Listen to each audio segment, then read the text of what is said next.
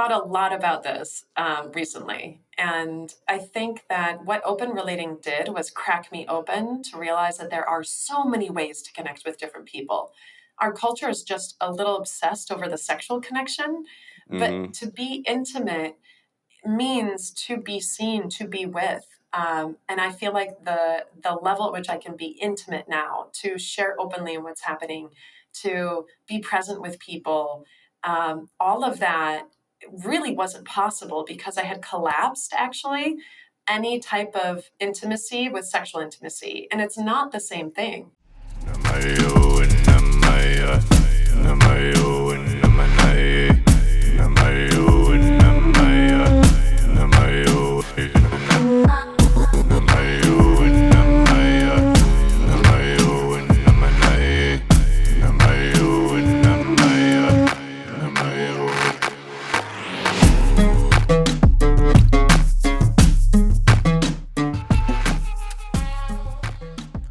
All right, welcome to the Ancient Futurist podcast. Today, I am going to dive in with Megan Bhatia, who I find to be an immensely interesting human being. So, Megan and I met last year at Soltara in Costa Rica. Shout out Soltara Healing Center for our friend and Soltara co-founder Melissa's birthday week. And I think she and I instantly related around our similar burning curiosities about life, existence, different lenses of understanding reality and the law of one. And we had some really interesting conversations, and we continue to do so. So this is going to be another one. And Megan also has a really deep framework and understanding of the importance and nuances of relationships and relating in general. And relating is such a deep word that I feel like we really often overlook the complexity of it. And that's probably because we apply various connotations to it based on our own interpretation and experiences and cultural programming. But I want to preface this conversation with the notion that what we're talking about regarding relating goes far beyond romantic relationships, and we'll get into that. But Megan is also in a polyamorous romantic relationship and has years of experience of conscious open relating, which she and her partners openly and vulnerably discuss the infinite nuances of on her podcast, Amory, which anyone interested can find wherever you jam podcasts. So, Megan, here we are. We rescheduled this probably 86 times, but we're doing the thing, and this feels like the right timing. So let's do it. How are you feeling in that Yes. Costa Rican sun? It feels great. Thanks, Donnie. I'm so excited to be here. I really am. And thanks for summing up how we met. I love the infinite curiosity that your being provides my being as well. So thank you, thank you. Totally. Yeah, 100%. So let's dive in. So firstly, let's talk about, because I really, really love your framing of the word relating, and it really opened my perspective too, and just seeing exactly how nuanced that word is, and the fact that that's all we're here doing, and relating to others in order to better relate to ourselves as well is a big facet of that. And I know that during this talk, we're going to end up diving into the law of one. And in that framework, relating with others is how the infinite creator or intelligent infinity gets to know itself. It's experiencing itself through these infinite lenses, which are us, and the perspectives carried by each of us, unavoidably analyzing and finding similarities between ourselves and others. And so various aspects of itself as it pertains to intelligent infinity. And not to sound inorganic, but each of us is kind of like an algorithm built out of predispositions modulated by our own experiences and emotions. So when we relate, we're interfacing, upgrading, and kind of like evolving our own internal algorithms by this act of relating. And so I guess first, how did you land on this path of like such deep exploration and interest in relationships and relating? I honestly don't even know where to begin. It's such a beautiful question. I think it's innately always been there for me. I think I've always had this curiosity, but I haven't been able to give it language or structure. And it really has been over the last 5 years when my husband of, at that point, 17 years and I decided to open up our relationship. And I mean, I have obviously a lot built that happened before that in this area, but I think that just sped everything up. And when I really started to dismantle the framework of monogamy to understand, well, what is a relationship? And so I fell in love with another man, and there I am in love with two people, and literally breaking any concept that I had of myself and what a relationship was. And so it was really from that point, that was probably the beginning of the deep dive. And now, honestly, there's probably even more questions than answers at this point, because I've gone from a relationship as something that two human beings do to we are constantly always relating to everything and everyone around us, including the way that we think about the past and the way that we think about the future. Everything exists in relationship. And I was a Mm, communication major, that was my study in college. And I knew at that point there was something between the sender and the receiver of a message. And that was where we put the meaning. And once the sender sends out the message and the receiver is going to receive something else, there's that huge chasm. And to me, that is like the fun place that we get to play in life, is like, what meaning do we make everything? And when I now just looking at relationships, I've really had a chance to do a deep dive into myself. Like, what does it mean to relate to myself? And then having that bouncing effect, and I've created a whole self-love program out of that. And then looking at what does it mean to relate to my partner and partnerships, and like diving deep into there and learning through just experiential learning. It's pretty much how I've learned most things that are important have been through experiential learning. And then every once in a while I'll find a framework that like fits it. I'm like, oh shit, that's what that thing is. That has a name. That's awesome. So yeah, now I'm just so curious, because I think that that's the place as human beings where we're not evolved in. We've evolved so much in our technology, but not in our human software of relating. And I think until we go there, we are really going to be mismatched with our ability to do things and maneuver in the technical space. I think that needs to be matched with our ability to truly understand ourselves and connect in a meaningful way so that we can really direct our future. That's the world that right. I want to be in. No doubt. So, how does, well, first of all, I guess, how long have you kind of been on this path and in this journey of exploring that? And like, what does that look like? Yes, 5 years. I think we're coming up on our 5 year anniversary of opening up the relationship. And now I'm going to kind of work backwards. So my present moment, I live in Costa Rica with my husband and two kids. Our kids are 7 years old, and so we opened the relationship when they were 2 years old. They don't know anything different, really. My other partner, Kyle, so my husband's name is Marty, and my other partner's name is Kyle. Kyle and I have been together for 5 years. And so this has been my experience of open relating. I want to do a shout out for there are just as many humans that there are on the planet. That's how many different ways that we could relate and connect. So just how I do polyamory or open relating is just one way out of almost an infinite number of ways people can connect.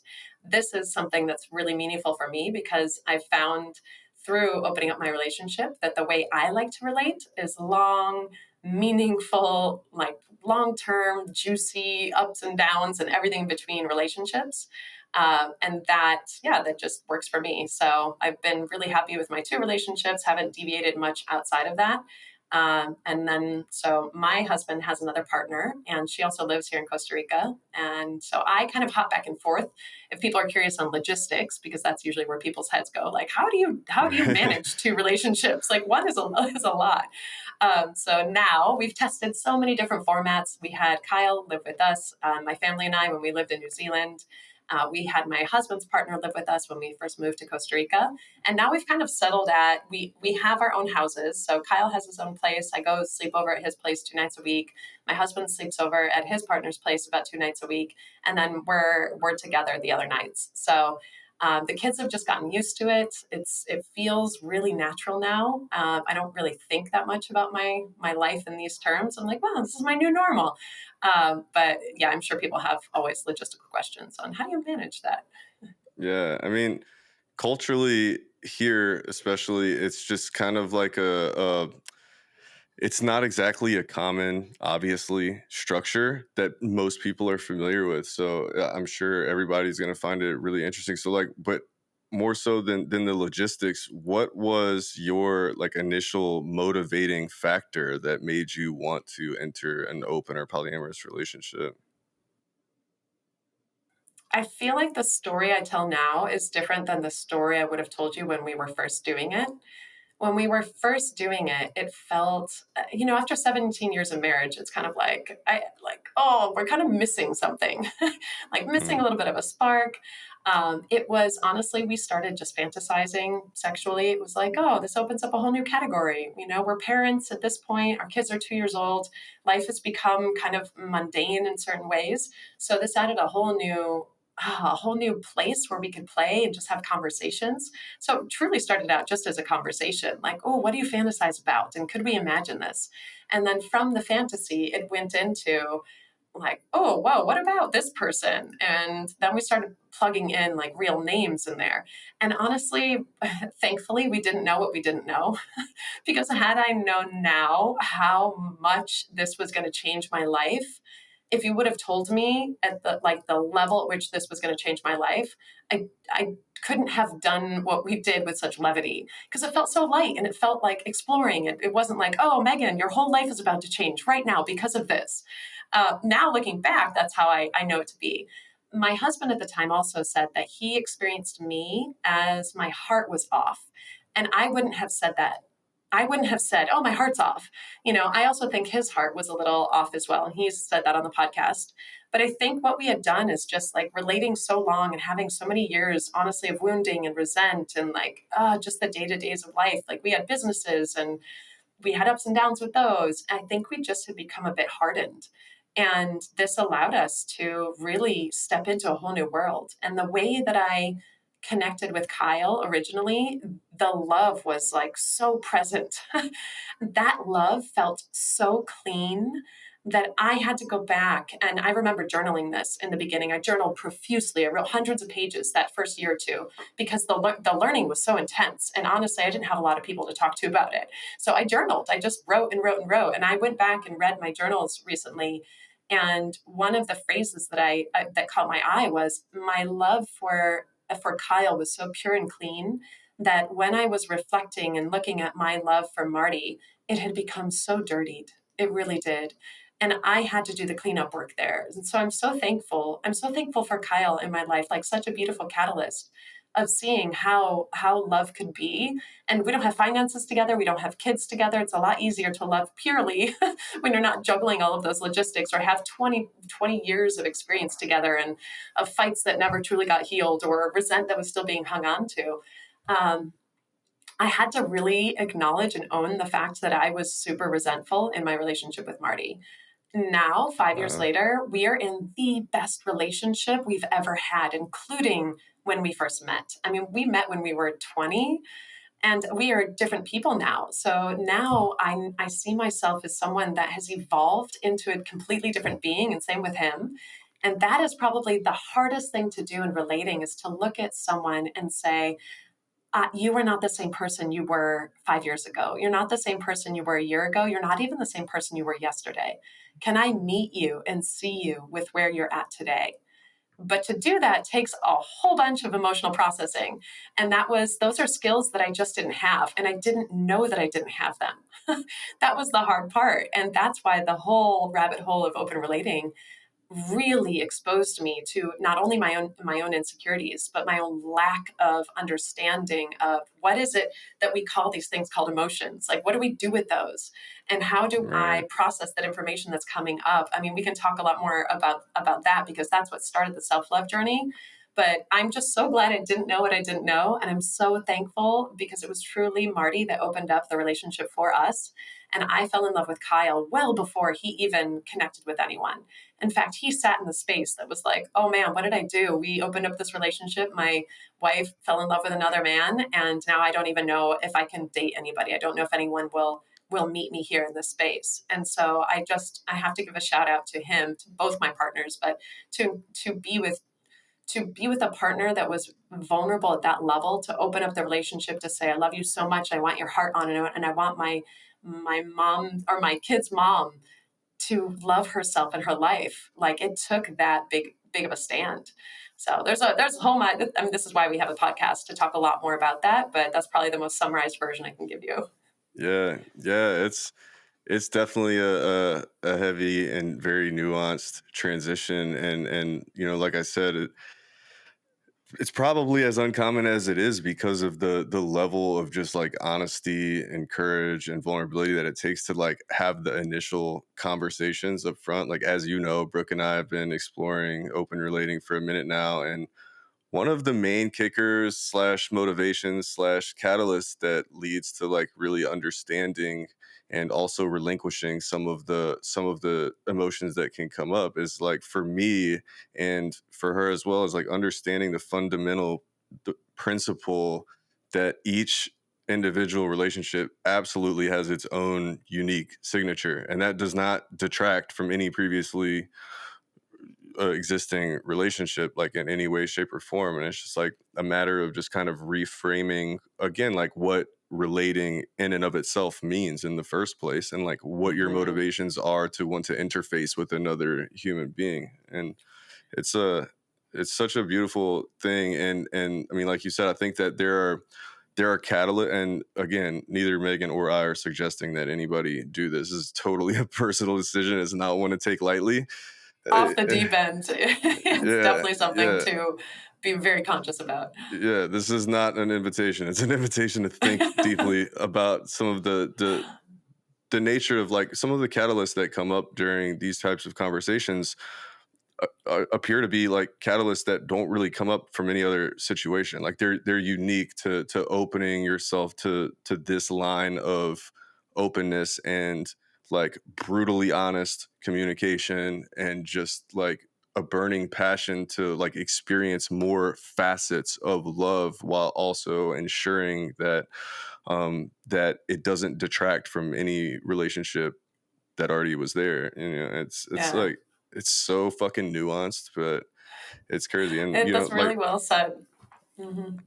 yeah, and like I know that you have a big interest in the principle of catalyst as it pertains to the law of one material, and it's like ultimately the main thing to understand about catalysts is the fact that evolution doesn't occur without them. So like, and you don't need every Mhm. single type of evolution, but I guess what I'm getting at is like the nuances of evolution, the particular forms of growth that happen through the opening to open relating are unique to that path. And I Yeah. mean, like I was saying, it's like really specific forms of growth that you might not find elsewhere. And Actually, I've thought a lot about this recently. And I think that what open relating did was crack me open to realize that there are so many ways to connect with different people.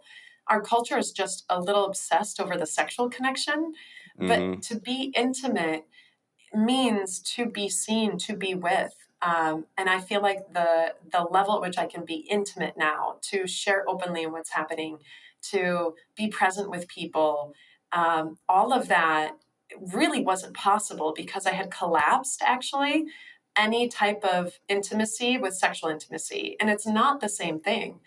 right, And even attraction, I'm fascinated by attraction as well, because I think that again we collapse attraction with sexual attraction, but it could be physical, yes, but mental, emotional, and spiritual too. And so I think when we're really open, we allow ourselves to be catalyzed, like our own learning and growth, which I think to me is hands down like the reason to be on planet Earth. Is like we are learning creatures, we are built to learn. I think because of our relationship structures and the way that we think we have to relate to each other in the script, we are actually shutting down our ability to catalyze our own learning or to catalyze other people's learning by being truly present and allowing ourselves to relate openly to other people. So to right, me, this is like the fascinating part. It's not just like honestly at this point I have no desire to have any other sexual partners, but because that is enough. I'm good. I'm fulfilled. But this idea of I could relate and connect to people, men, women, it doesn't matter.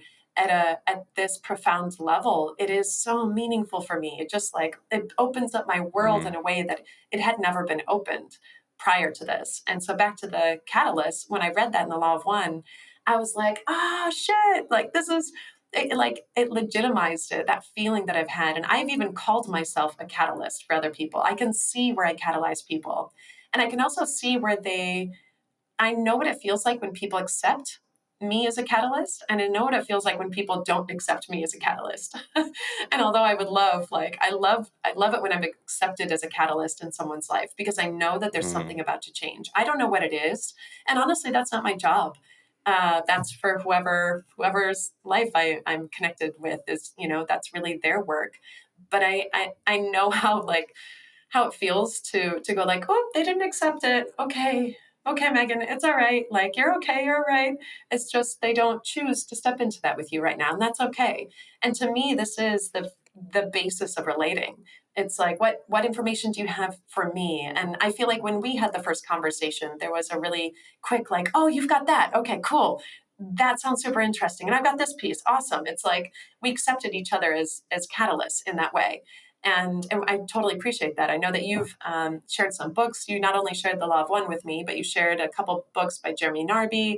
I did all my homework after I met you, and that's why I was so excited. I was so excited to meet you, because I find myself to be someone that is like, I'm insanely curious, and it's just not a lot of people can meet me there. And so to meet someone that's like, oh shit, they're super curious too, and obviously about Mm-hmm. different things. But there's some overlap, and that overlap to me is really attracting. It's like, I feel like you got something. Like, hey, I got this piece. What piece do you have?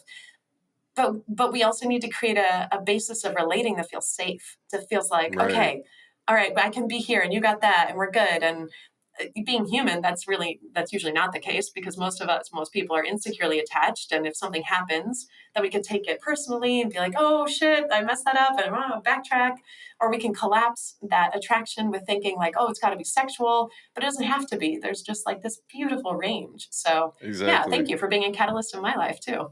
No, likewise, and I mean everything you just touched on a shitload of stuff that I was going to bring up to touch on with you. So thank you for that. Like I think it's so huge what you're saying regarding attraction and just the motivation to relate, and how that has been in our culture and just in our kind of programming coming up, collapsed into, well, it has to be this type of attraction, that must mean something, like you want to get with this person or that person or whatever in a sexual manner, or even in like a long-term relationship manner. It doesn't mean any of those things. It just means relating in a way that you feel safe and open to remove like the force field of boundaries that we tend to put Mm-hmm. place around ourselves, and therefore filter the ways in which we allow ourselves to relate with other people. That was the fucking game changer for me, is like really framing that. And then you're talking about like, well, some people accept you as a catalyst and others don't. Well, that's probably because a lot of people with like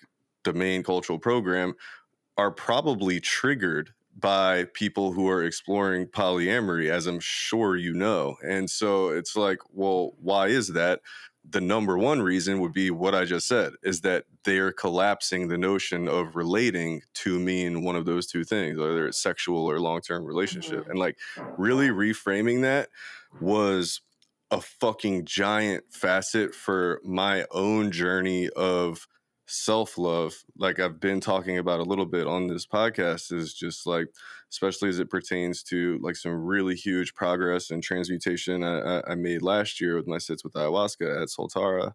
And it's just like really framing the boundaries that I placed around myself, and the ways in which I wasn't, or the ways in which I was filtering how I related to other people, right? And so Mm-hmm. there's, I mean, like you said, there's just so many nuances and ways and mechanisms of attraction that have nothing to do with anything else than the desire to interface those two algorithms and then create an Uh-huh. output that's now stronger on both sides because of that interfacing. It's like the basis of fractal mathematics, kind of, in which you Mm. take like A plus B equals C, the output, and you feed C back, and C is A now, and it's a feedback loop. And that's how Yeah. relationships work as well. You feed input, you get output, that output modulates the new input, and you keep going, and it just generates this whole Yeah. fucking kind of matrix of learning and growth and connection and shit. It's really beautiful. Well, I love that you said systems, because I have been studying systems for the last 5 years too. And in systems thinking, that is huge. So there are principles of systems thinking, and one of them is self-organization. We will self-organize. But I think the reason we're not really self-organizing in the most optimal way is because of all these scripts that are put on us, these cultural norms and scripts. Like if you just look at a whole bunch of kids, they will self-organize. They will start interacting with each other in a way that each one is kind of ready to learn, or they will cause a certain pattern of behavior. But as we get to be adults, we think we have to follow all these scripts. So we're not truly self-organizing at that level. I have an image of a humanity at a certain point where we are not following all these scripts. We're like led more by a compass, by that internal knowing. And we can truly self-organize at a way where I don't even think we can conceptualize right now what that would look and feel like if we were Right. empowered at that level of like every human. I'm actually thinking about Dan Siegel's model. He wrote the book Mindsight. He talks about health as integration, and integration is differentiation and linkage, and that an optimal system will have differentiation and linkage. Like we will put ourselves together. I was thinking about that when you said that fractal organization, because I think that is, if we don't stop it out of fear, um, things can arise, like amazing things can arise out of that relationship. And that's what you're talking about, right? When you get two people interfacing with each other, what they can create is a totally different energy. The conversation we're having right Mm, now, just your being and my being here, we're creating something. Something is being birthed into the world, and we don't know exactly what we're going to say. Like, I don't know what words are going to come out of my mouth, and I don't know what words are going to come out of yours. And if we truly can rest into that and feel safe, I think the natural set point will be at our where we both overlap in our learning, mm, and then we're like riding the wave of creation, because then this just exactly. gets to emerge, and we get to have this emergent experience of learning together through each other. It is just, wow, it's fascinating to me. Exactly. And the reason that we each don't know what's going to come out of each other's mouth is because whatever comes out of my mouth is based on my processing through the algorithm that is Donnie, absorbing and reanalyzing what your algorithm just spoke to me, and then filtering it through all of my predispositions and shit and reflecting it back at you in a filtered mechanism. Mm-hmm. And like that's the act of creation. That's what it is, and that's the interfacing of those two things. And that's why, like, when you can do that without constraint, and like in a way where you're really just trying to learn and grow and, like, understand and deepen your understanding, it's like so helpful. And I've been so blessed over the last couple of years to just like meet so many people who I can deeply interface with. And each one of those relationships, as I was saying, is extraordinarily unique. Like, I can have a conversation in a very specific way with you that I might be able to talk about the same topics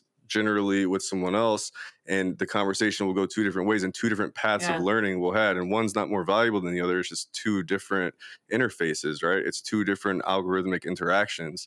Again, I don't mean to like sound inorganic every time I say the word algorithm, but ultimately that's just a reduction of what is essentially in actuality a very complex set of thoughts and reactions and emotions and things that come up when that interfacing is happening. And that pattern is based on my predispositions, my experiences, my emotional, our past interactions, the things I Mm-hmm. know, the things I know I don't know, coupled with the things I don't know that we're always shedding onto each other. And then it's like, fuck, there's just so much to do and talk about, and like to really let that in. And I've become fascinated with it, and I've become fascinated with the nuance of relating in general, again, in a totally or in a totally platonic way. And you had a big impact on me as it pertains to like just making me really think about that word in and of itself, and how there should probably be a couple of subwords associated with it, because it's like, I feel like, just like again, in our cultural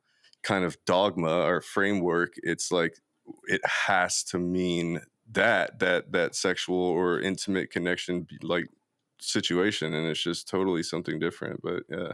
Oh, yeah. No, thank you for saying I had an impact in that. It's fun to know like that new parts of the world break open when we meet people, and to be like, like challenge that one. I love doing Mm, that, and that's actually what I was talking about when I said I was a catalyst. And this is well before open relating. But yes, I think I unintentionally trigger a lot of people because even by sharing my relationship structure, I think it makes people question theirs. And I'm not doing that. I'm not doing the questioning. It's just like automatic to say, oh, something else right. exists. So wait, is this one right or wrong? I don't think there's any right or wrong. But I also was catalyzing people before that because I tend to challenge. Like I like to challenge. I like to push myself outside of my comfort zone. I think that that's what I've always done. From the time I was 17, I left the US and I lived in Belgium for a year, and then I lived in Spain for a year. And I just like being like knowing that when I get pushed outside of my comfort zone, that there's learning there. I couldn't unsee that at a young age. So I would always like watch people at the edge of their learning and be like, poke, poke. Like, can I now as an adult, as a 43-year-old, I'm like, oh, I need to ask for consent. I need to ask if people want to go there. And so people don't, I don't get the same reaction as I did when I was younger, when people were like, why are you, just like getting super, super triggered. Now I ask, and this is why I coach people, because I know people that come to me ready to grow on their journey, whether like it doesn't matter where they're stuck in relating and relating with themselves, but I get to bring them to that point consensually to say, I am a loving challenger. I will challenge you lovingly. Do you consent to this interaction? And then make sure that I get consent along the way, because people have to choose to step into their own growth. They have to. Otherwise, they will see themselves as a victim. And I just like that piece. I've at least like, okay, I've unlocked a little bit of how I can better catalyze others. Right. I mean, it's not even the people that you trigger though. I mean, that's the nature of catalyst. Is it's not that those people who are triggered, you're not catalyzing them. As a matter of fact, it's probably quite the opposite. You act as a catalyst for them to go like really think about, and if they choose, because again, the nature of catalyst is that you always have the choice of whether or not to process them and how efficiently Mm. you process them and in what way you process them. So like if you trigger somebody, they have the choice to either like suppress that shit and just like feel some type of way towards you about it, or they can like go and think about what it is that their resistance to even considering this or this idea was, or what area they might be lacking some type of nuance in their understanding of what it is that you're putting down, or what it is that you were trying to share or whatever, or maybe reflect on why it is that they hold this certain belief or pattern of thinking or emotional response that's kind of templatized in our culture to these types of conversations. And that in and of itself is like, especially as it pertains to this particular conversation, could be like a pivotal timeline shift in their understanding of, whether it's relating or something else. It's like those triggering moments are also like extraordinarily catalyzing for people. I totally agree. Thank you for bringing that up. And you brought up the word resistance. And I feel like that's what we're met with. If we don't have a framework to hold our Mhm. triggers and say, oh, this is actually a really good thing. This is pointing me to my insecurity. This is pointing me to something like, whoa, I'm experiencing a massive bodily sensation right now. What's going on? We need that framework in order to truly get the most out of those experiences. Because what I find is without that framework, we experience triggers as like, oh shit, this means it's bad, or I want to resist it, and we don't know how to engage in that spot. So that's why stepping again back into open relating is like this massive catalyst for me. I realized without the framework of monogamy, I had to deal with all of my insecurities. And so those came up as like triggered responses, like, oh my God, my husband's now spending this much time with his other partner. And whoa, what does that mean? And am I Right. experiencing jealousy? And just, I had to reframe it all. And that was actually the first course that I created, is called Alchemizing Jealousy. Or transforming jealousy. It's just kind of knowing the feeling that I'm feeling actually can be a signpost for growth if I view it that way. If I step in and say, okay, this is my fear. What does fear mean? Lack of safety. Am I really unsafe? Do I just feel like I'm unsafe? How do I create safety? And it like you can keep digging at it until you get to this point where you are empowered to shift, right? You're empowered to shift a belief. You're empowered to see yourself differently. All of that is, I find it incredibly empowering, but we have to have the right framework. And to me, this is what's missing for kids. Actually, I don't know if I told you, I'm teaching at my kids' school now. I've been teaching there Oh no. yeah, 1 or 2 days a week for the last year. And so I've taken my whole self-love content, and I'm like chunking it down into little bite-sized pieces for kids between the ages of 4 and What? 17. Yeah, so I've had to That's like incredible. figure. It's been such a beautiful learning tool for me, because I have all these concepts, and now I'm like, how do I teach this to kids? And I can't use my words. I can with the older ones, but I'm really trying to create experiences for them. So I'm trying to create experiences where they can better understand what's happening in their body. So I've taught them the word interoception. Interoception is your ability to sense what's happening internally. We focus so much on our external senses. So teaching them to that emotions are okay, like these are physical sensations. How do you translate that? What does that mean? And I like give space for these kids to understand that whatever emotion is arising, there's a meaning for it. And I'll just give a Mm-hmm. quick example because I know this is a little tangent, but like anger, a lot of kids get angry and don't know how to control that. And the way that we see anger in the outside world is, I'm going to blame you, I'm going to give you my energy, the person that I think made me angry, or I'm going to beat myself up. But the anger is real, right? But when we view anger as change energy, as like, I don't like what happened, I don't want that to happen again. Okay, can I empower myself? Was this a boundary issue? Like, do I not want to put my physical body in this space again? Do I not want to be treated like that again? Do I want to be heard and I've just not heard? So I'm trying to teach kids to say, whatever's arising in you is okay. That's there for a reason. We've evolved with that. It's your job to know how to translate it. It's your job to be accountable for, where do you put this energy? Where do you put it? And anger, I think, is one of the most misunderstood energies that we have, because we just don't have a lot of good examples of how to use this catalytic, like massively fire powered energy. And to me, it is Mm-hmm. actually, I use it for my mind to change my thought paths, because we know our mind is kind of lazy. We're going to keep thinking the same thoughts again and again. But when you get angry enough, I don't berate myself, but I say, I'm no longer willing to think that thought. Like, I'm no longer willing to go down that path. I know where that thought path leads me, and it's not where I want to go.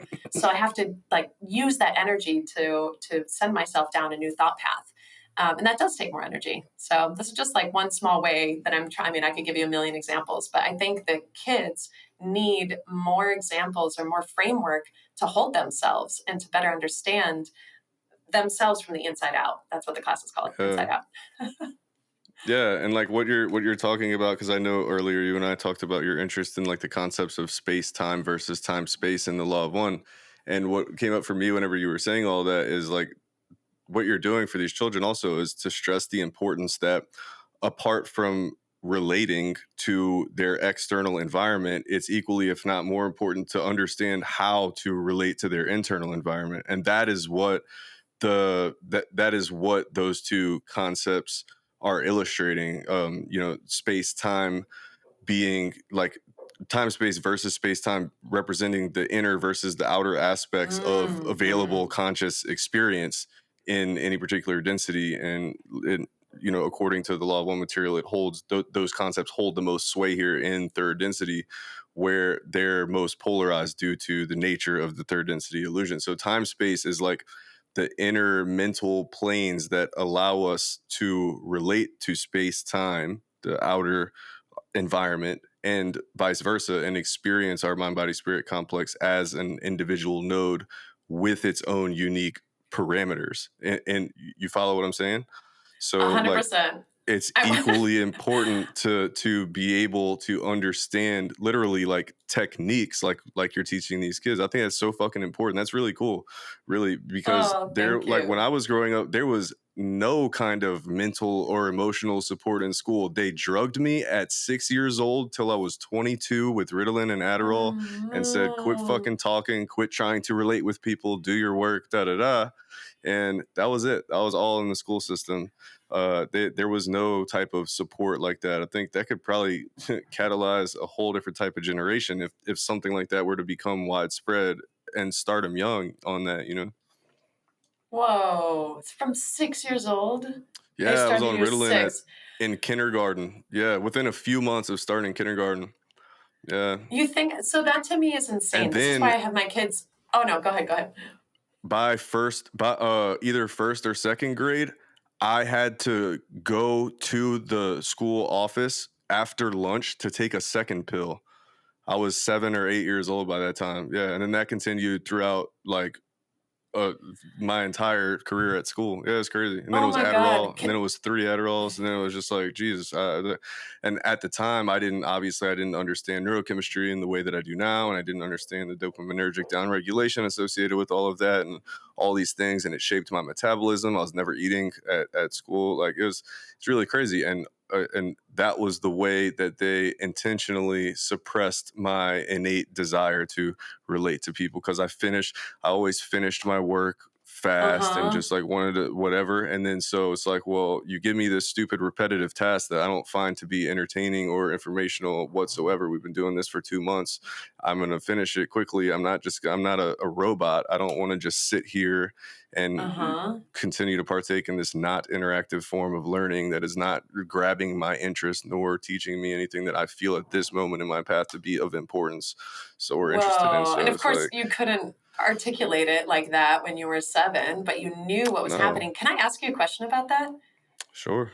Did you relate to yourself like there was something wrong with you? Was that like how you related to yourself when you were younger, or did you have a Honestly, different? Mhm. honestly, honestly, no. Like I knew there was nothing wrong with me even at that time, and it was just like really aggravating that people constantly were trying to kind of reflect. I mean, I got sent to the office like all the time, and just like from Mhm. kindergarten through fourth grade, I went to a private school, and that was like not the vibe for me at all. And we found that out pretty quick.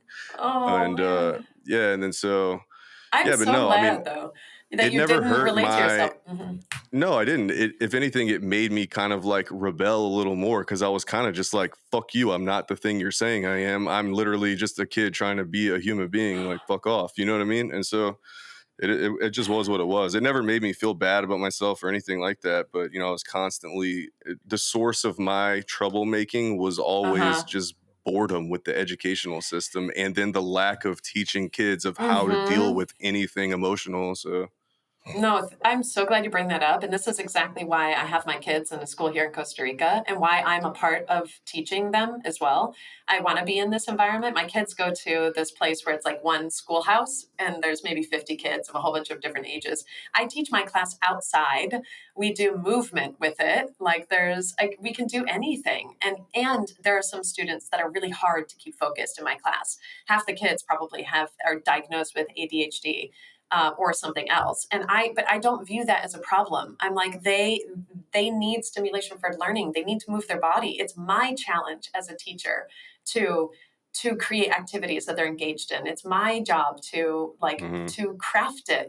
They're learning. And yes, there's conversations that we have of trying to make sure that they're respectful to each other and to me along the way. But I just think their whole educational system is backwards. They took somebody like you that has an innate curiosity and they're like, well, we're going to drug you up. And that's happening to how many kids right now? Every A day, all lot. day, that and looking at adults with anxiety and depression. It's like we're basically actively telling people not to trust their inner worlds. We're saying Exactly. whatever your experience is of yourself, it's wrong or bad. And so we're going to give you this drug. And then people keep relating to themselves like it's wrong or bad, when in reality, their body is telling them something, right? Like depressed, I don't have stuff that is meaningful for me. I'm not engaged in my life, or anxious. Like there's things that we're missing. And we just need to get better at understanding those sensory inputs from the inside. 100%. And it's also really complex too, because what we blanket term as like ADD and attention deficit, and I think is much more likely to be a unique personality characteristic and different forms of learning and different interests and Mm-hmm. just individualization of people rather than some type of neurochemical issue, obviously.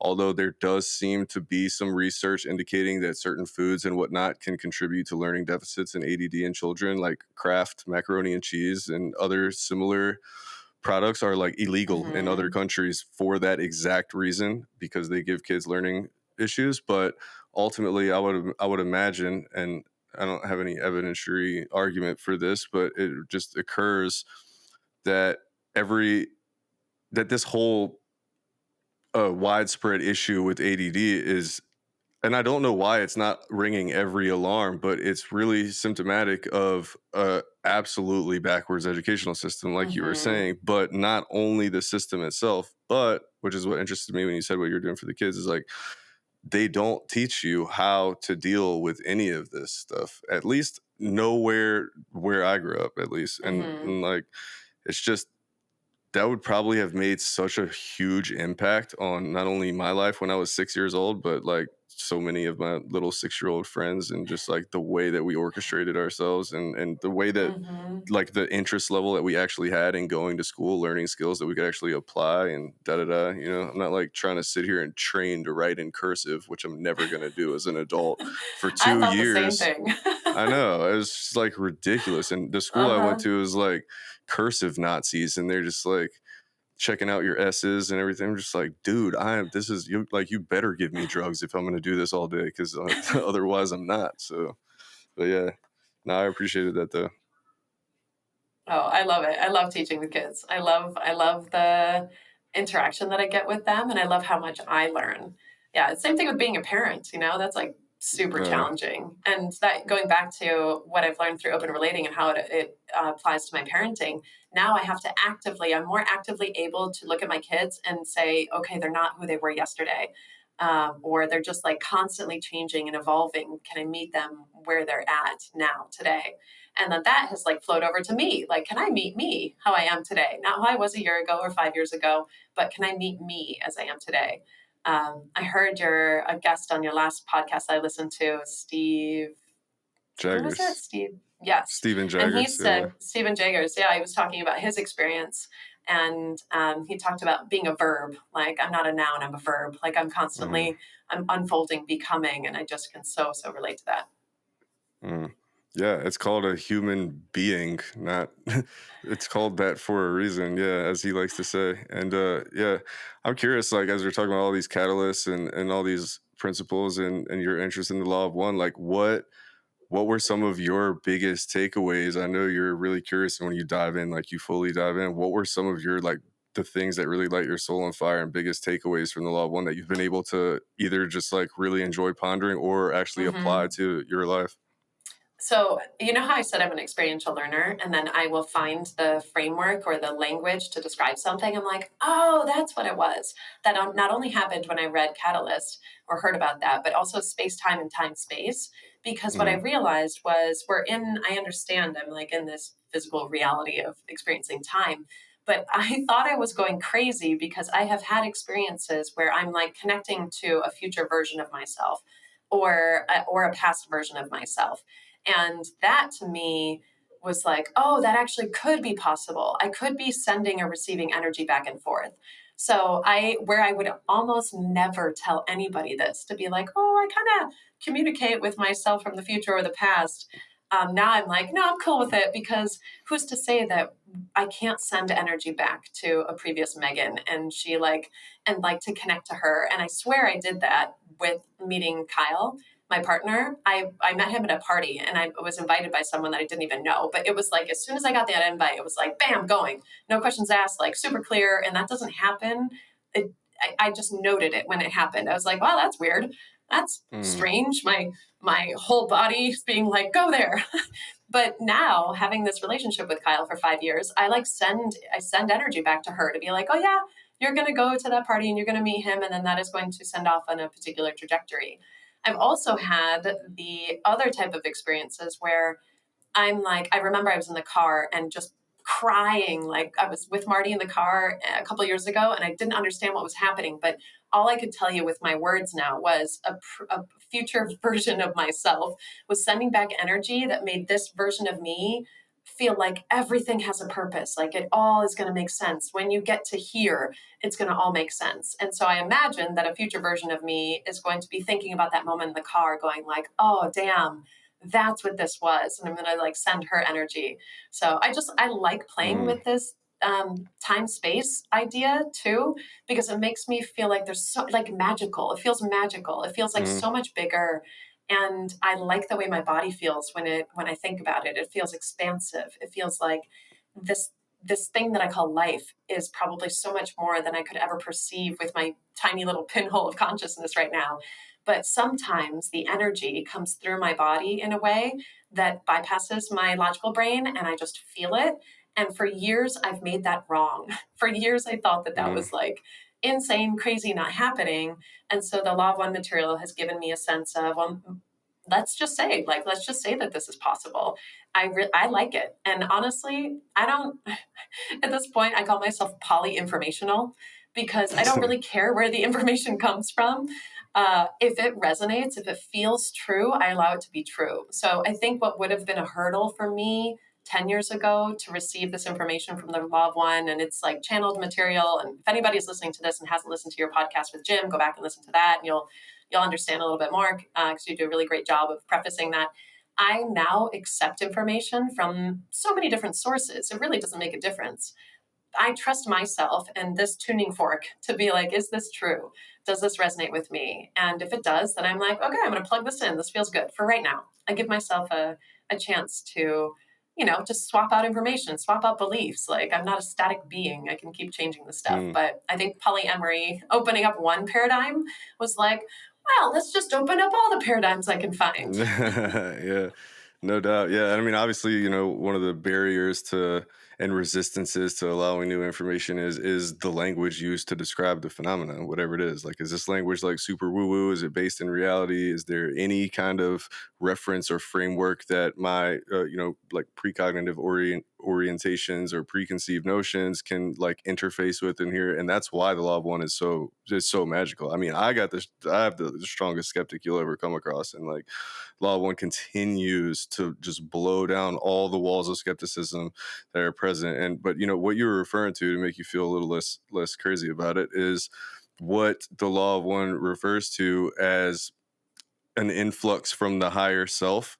You're talking about sending something back in time, and you're talking about sending something forward in time. But in reality, if I can reframe that for you, you're talking about a source of information that the source exists outside of anything conceivable as what we would Mm. perceive as time, right? In third Mm-hmm. density. And according to the material, it says that what we call the higher self is basically a mid sixth density version of you. So it's you at the end of the journey that has already happened, which is, none of us are ever going to be able to fucking frame that, but it's okay because, and it goes on to say and like break down the body, mind, and spirit complex. And like, basically it's the spirit complex is the connection to the cosmic logos and to your own totality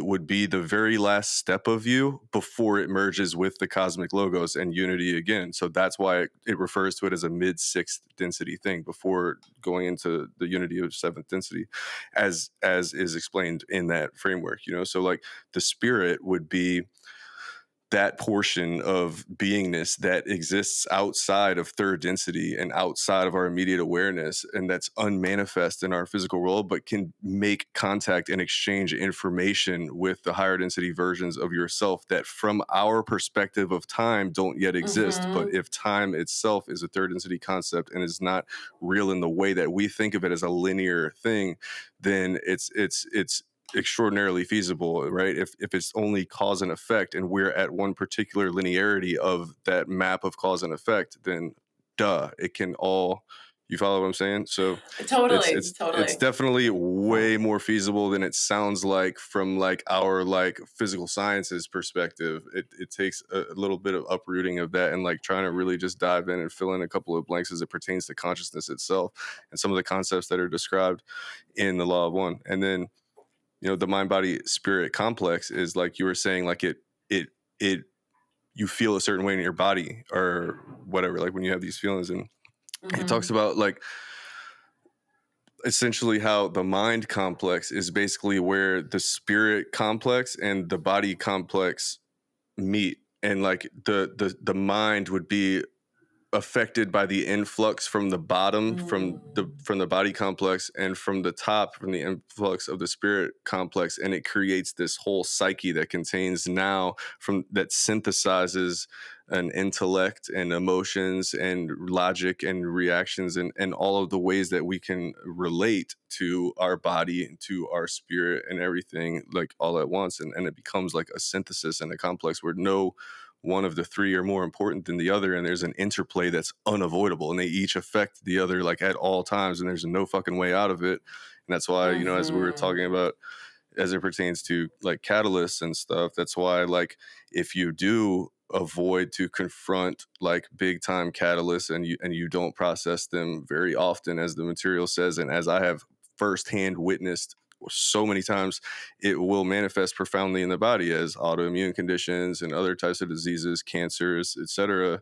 And it's like that's why the interplay there is so strong. But yeah, like, I mean, I totally vibe with the idea of that kind of like cross communication between some other version of yourself. I think that, first of all, I think it's the basis of intuition. And from Hmm. what I can see, and this might just be my own bias, but from what I can see, that notion at least seems to be more accessible or more recognizable in women.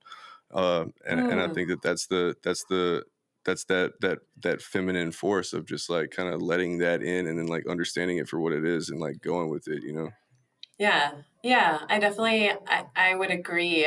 I almost wonder if it's just like it's so body oriented and just being more grounded in body. I don't know if that's part of it.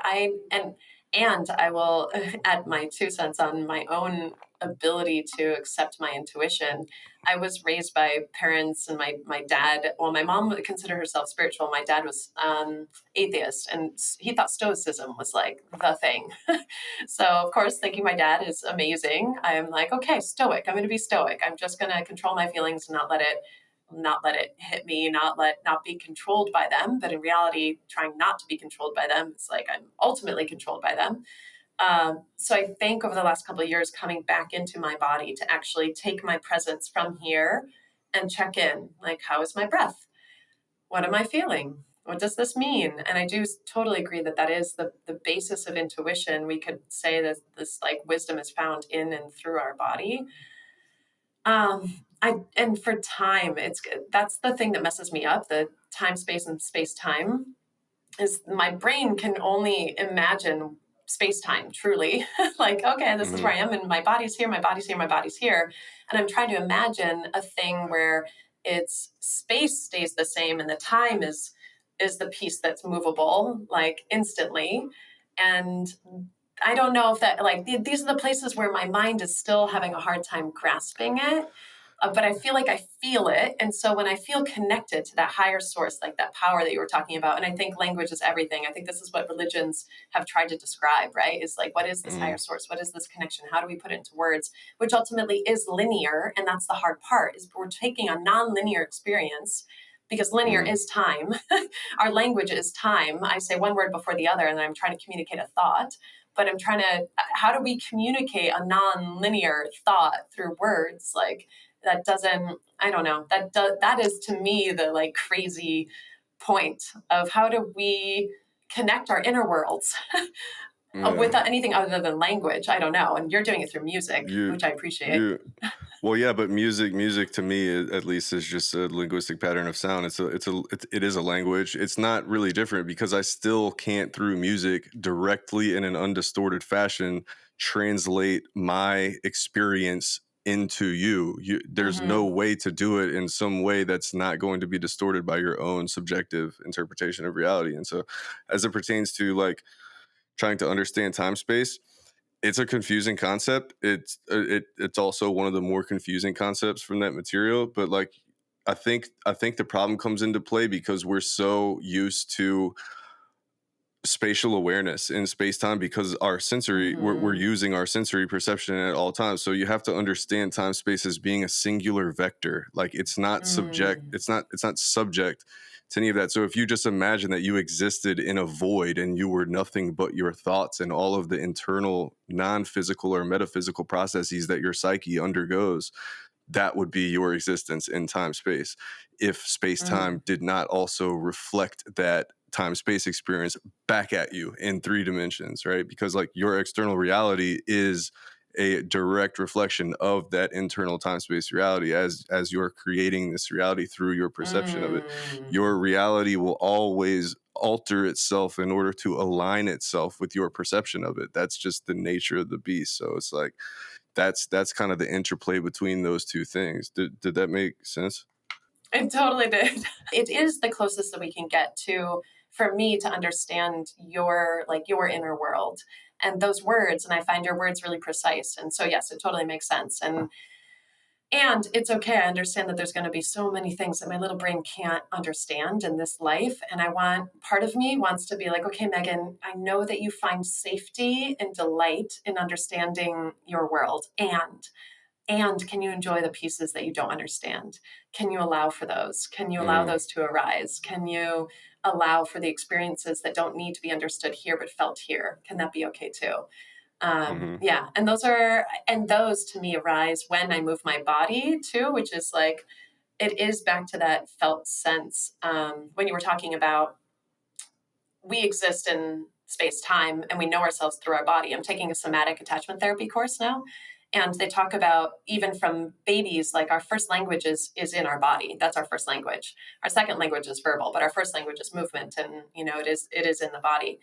And the way I know myself is through movement. And so when I want a non-mind based awareness of myself to be like, I am here, which is super simple. It's just like, I am here. I'm going to connect to myself here. It is through movement. And I love moving through dance. Like I did that on the beach this morning, just in this like pleasure of moving my body. And I can kind of get my brain out of the way and just be like, I'm here. I'm moving this part, and this is how that feels. And I'm moving that part, and this is how I know myself to be. It is a beautiful, yeah, it's a beautiful process of awareness. And the way I connect that back to the mind, body, spirit complex is there's so many ways to understand ourselves.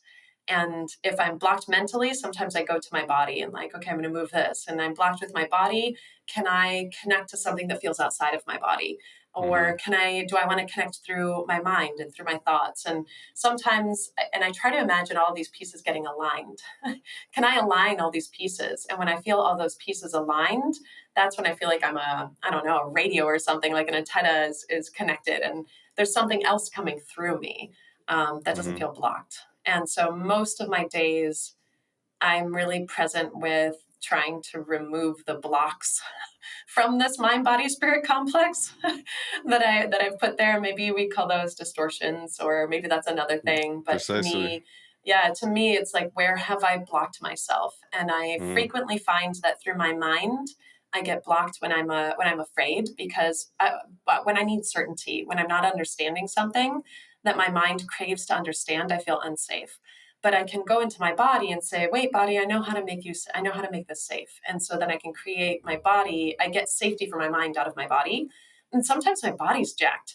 And then sometimes I have to use my mind to like calm down my body. So I'll use it for mm, breath work. And I kind of play in all of these realms. And I think the one that has felt the most underdeveloped is the spirit. And I feel like mm-hmm, talking with you and having resources and having our conversations about ayahuasca, about self love, about the law of one, to me, that is like in our interactions, I feel like you've helped me tap back in to spirits. Like, what is that? And can we play in this realm of like, just all of this. And yes, we're using words. And I got to see you in Envision, which was awesome, and dance a little bit and experience your music on these mm-hmm. massive speakers, which I totally appreciate. So to me, you've brought this element of spirits that has been really, really fun. And I think there was something else too. We were talking right before recording this. It's like, oh, I got to read that one next. And it's kind of fun to have people to play with, to say, are you on this path? What have you found? And what can you send to me that I can play with in this area too? Right. Yeah. No doubt. Yeah. There's a lot there. And what came up for me, whenever you're talking about like moving your body on the beach and whatnot to like tune in, is like I can't wait for us to understand our myofascia better, because that really is like the mind of the body. From all signs point towards that, and it's like got this mystery about it, where it's like pretty obvious that it's way more profound than the profundity we Mm, tend to attribute to it. And it's going to be really interesting, and I think that that's like one of the major facets as to why live dance experiences are so potently powerful and transformative for people, particularly when it's a certain vibe of music. Like playing that Luna set stage at Envision was like my goal for so long. I had visualized that moment for so long. I was so glad like there was so much fam there to share it with me. And like when like I said, the music is a language, right? It's a linguistic Mhm. pattern of sound. So it's like it always fascinates me how certain music can somehow communicate morals and ethics and values and gratitude for existence and just like the and dissolve boundaries of cultures and just make this whole fucking earth melting pot ancient future sound, which is obviously what I'd love to do and devoted my Mhm. life to. It's like when there are a bunch of people moving in such a way to it, like letting it into their system. I've always had this hunch that it's largely being like integrated through the fascia in a way that integrates it deeply into your system that bypasses the filter of the neocortex that would try to otherwise contemplate it logically and use Mhm. some type of like abstract or direct rather logic. Whereas like that's why like everybody just feels the thing and you're like moving this like audio sonic message into you, and then it has the power to change you, to like not only to catalyze future change but to fucking do it right now, like with Mhm. everybody, and like no one has to say anything. Everybody just feels the thing at the same time. For whatever reason, when somebody frowns it's a good thing. You're like, "Mm, yeah," like it's just an amazing moment. And I can't get over the hunch that I think the myofascia has a huge deal to do with Mm. dancing and why people find it to be such a transformative thing. You know what I mean? God, so much. I want to say so much connected to that. Yes. What's interesting. So, yes, yes, and yes to the movement bringing us something like to a present experience of ourselves. And Mm-hmm. I'm like, that is worship. I remember I was no, I was maybe like 20 dancing in a club in Barcelona on Mali, probably, pretty sure. And I was like, this is our modern day worship. Like, we don't go to church. We come here, listen to this shit and dance. Like, this is Yeah. sacred. This is Mm-hmm. sacred. And I think we need to honor that, Mm-hmm. moving our bodies and moving our bodies together. We actually we sync up, right?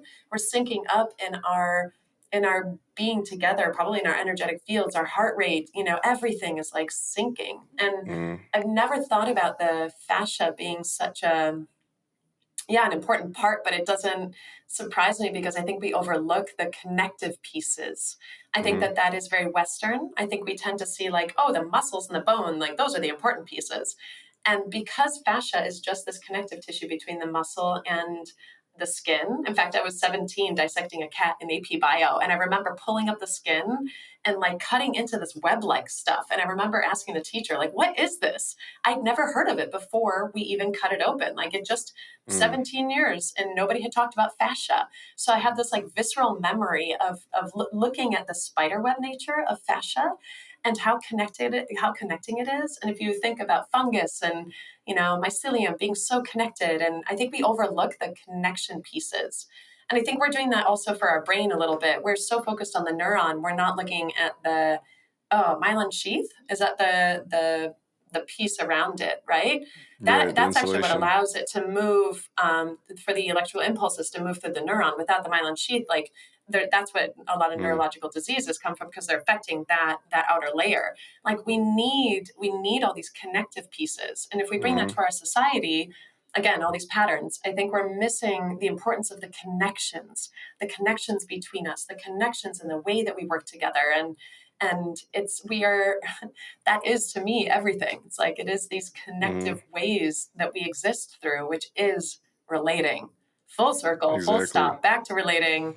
Yeah, 100%. Exactly. And like backtracking to like the concept that I was talking about, and any of these concepts, but the concept that I was talking about regarding the mind body spirit complex and the mind being the meeting point of the spirit and the influxes from the body, like these things that even though they often might sound like metaphysical or psychological in nature, they have to have a physical mechanistic way of operating. Mm, So what it seems to me, it's just a hunch, I have no evidence of this, but it just makes sense to me, is that the fascia could be that linking interface between the body and everything that you somatically experience as the mind of the body, the linkage between the body and the mind, the technology that allows the like unavoidable interfacing of those things. You can't turn it off. Like Mm. it is the permanent connection directly, because we know the fascia holds memory, obviously, and like it operates in certain ways that are really akin to a psyche of its own, right? Or maybe not of its own, but a psychological construct or matrix. And so like it's that really occurs to me. And yeah, I mean, like you said, like it's funny you said like going to church and this is sacred and like da da da. That's why I like add in vision and I, I often play medicine songs intentionally in the beginning of my set, or open with an Ikaro to literally remind people of that before we even get started. In my Envision set, played one of my an edit that I made of one of my favorite medicine songs, "We Are Circling," and that is literally what she Mhm. says. I don't know if you remember. She says, "This is family. This is Yep. unity.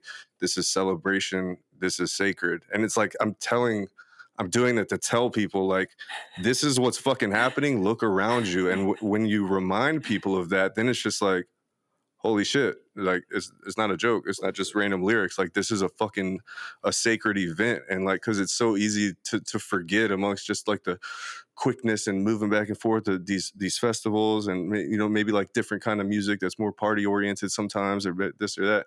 But it's like those types of events, and especially where everybody's in there like doing this work together, and it's Mhm. just like an amazing audio visual interactive event. And you just, especially at Envision, dude, I was just, oh my God, like you're just mind boggled at the amount of love that goes into the production and the caliber and the execution and logistics of this. I'm just like, I almost stroked out when I saw the Luna stage. I was like, how does that exist? And how is like 90% of it built out of bamboo? And I was just like, it's crazy. And so all of these kind of elements, and then you mix it with the music and with that reminder, like this is church. I was talking to my mom about that the other day. It's like how this literally exact words. And it's just like it's really special, and dance is so special. Back to the Maya fascia thing, I'm like hoping that at some point we can catch up and like further determine what exact roles the fascia is playing with connection to our psychology, because it also really seems like it plays a role in the manifesting. Again, if we're talking about the interface between the mind and the body, and we're talking about earlier like inefficient or avoidance of catalysts manifests profoundly in the body, then that could also be a two-way streak of communication. Because um, autoimmune conditions like, are you familiar with fibromyalgia? Mhm. Yeah, that's a condition through which the pain seems to be manifested through the Mhm. fascia, and through fascial release and stuff. You can kind of help it out. It doesn't tend to really go away, but so that would be like the other way, or rather like a negative manifestation of that. Again, this linkage and this complex, it's unavoidable. The interplay, you can't like turn one off from being affected by the other. It's the human condition, but that's also part of the catalyst of being a human.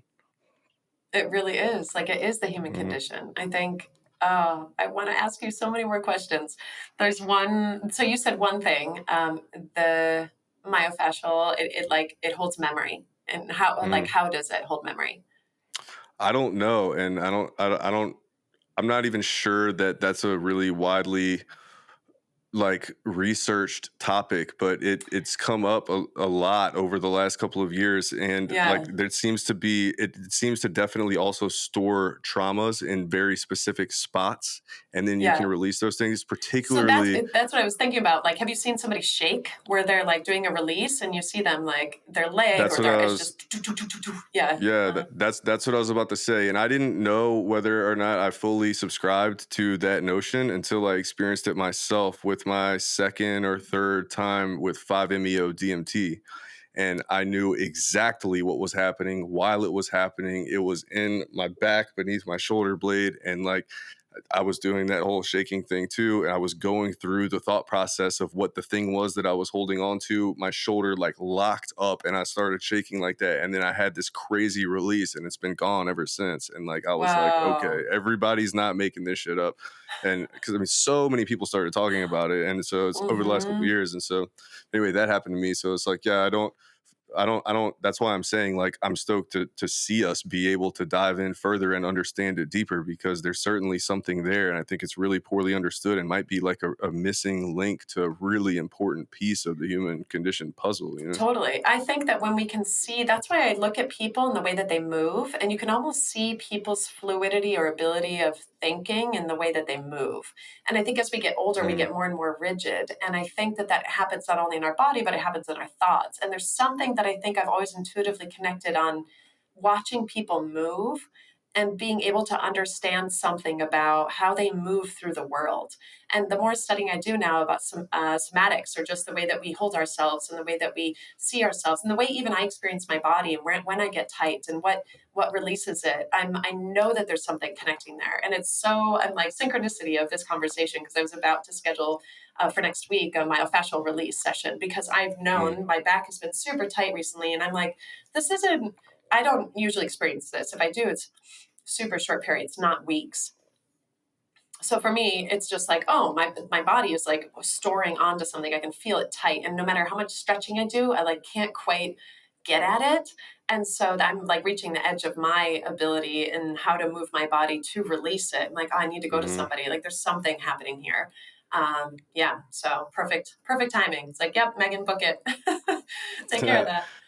Mhm. Yeah, I've actually been wanting to do the same. I still have a couple of spots that have like really unexplainable pain that comes on when I do a certain thing that just like really is really strange. And I've actually already been to doctors for it in the past, and I gave up because they have no idea. And I'm also convinced that the still leftover ones are also something that's like psychosomatically being manifested throughout my fascia, which is another reason that I like firmly subscribe to this idea, because it's like it's another one on the other side of my back and then one on my leg, and that's it actually. But yeah, it's like and the one on my back in particular really aggravates the shit out of me, because when I lay down a certain way every single time, and then when I have certain entheogenic experiences, it aggravates it immediately, which is another strange thing. Mm. Even if I'm not laying down or whatever, it's like that brings to the surface whatever that thing is that's being manifest in Mhm. that way, and I haven't been able to decode that one yet. So it's like I've been wanting to try my fascial release as well, but it just interests me so much, especially because of the weirdness of it. And it's not even like this like brutal pain. It's this aggravation. It's like this like Mhm. just thing that's like, I'm still here, but I'm gonna annoy you Yeah. and make you uncomfortable, but I'm not gonna like ruin your life. It's that thing. So it's But that's yeah, like listening to our bodies, right? So it's like, oh, totally. I have this like thing that's happening here. Can I listen to it? Can I give it attention and love? And can I value what it's saying to me? So for me, I started to shift the way that I relate to my body. So to me, again, everything's relating. And if I can ask myself, how am I relating to Mhm, my body? There's certain times where I relate to it like you do, where I'm like, God damn it, like this thing is just like so annoying. And then other times where I'm like, okay, I hear you. I hear you. You're calling me. What do you need? What do you need? I'm listening. And so I'm trying to relate more to my body that way, to say, I hear you. You don't need to scream. I don't need to get it at this level. Like I can hear you. I can hear you at this level. I'd like to be able to say I can hear my body at a whisper. Right now, I'm at that point, probably emotionally, where I can feel certain. I now can totally connect the emotional experience that's arising and where I feel it in my body, and I know how to translate that. So to me, I've mhm, translated all of my. I call it a Rosetta Stone. I've figured out my own Rosetta Stone for my body, and I know what's happening in my body, and I know how to translate that into actually needs or wants. Like, oh, on a simple, really simple level, like people can imagine. Oh, when I feel thirsty, I reach for a glass of water. Like, okay, that's really easy. I'm thirsty. I feel it. I know what it feels like. My brain understands it. I'm thirsty. I don't block that by saying I'm not worthy of water. I just like get my water bottle and I take a drink. I'm trying to meet myself there for all of my needs if I can. I'm not there for everything. There's some needs that still, when it arises, if I can name it, I'm like, oh, I'm not worthy. Nope, I can't allow that. And so I'm trying to get my brain like on board and pick apart the thoughts that's saying, why am I not, like, what is that need and why am I not worthy of that? And I'm not talking superficial stuff. Really, when I talk about needs, it's getting down to the really basic level: belonging, connection, meaningful work. That those needs, not like I need this thing from somebody, or I need a fast car, I need this. It's like no, like these emotional needs. Can I believe them? Can I understand them and what they are and what this Megan being needs any given moment? And can I allow for that to flow as easy as I would reach for a glass of water? Like, that's ultimately what I'm aiming for. I'm far from it, but I now can better understand what's happening inside my body. I guess that was the whole point of what I shared. Right. Yeah, I'm still kind of working on that connection myself. I've never been one of those people who's like super super tuned into the needs of my body. Like some people, especially people I've been meeting over the last couple of years, it's been really inspirational to work on that kind of connection with myself. I've always been much more of like a mental being, Mm-hmm.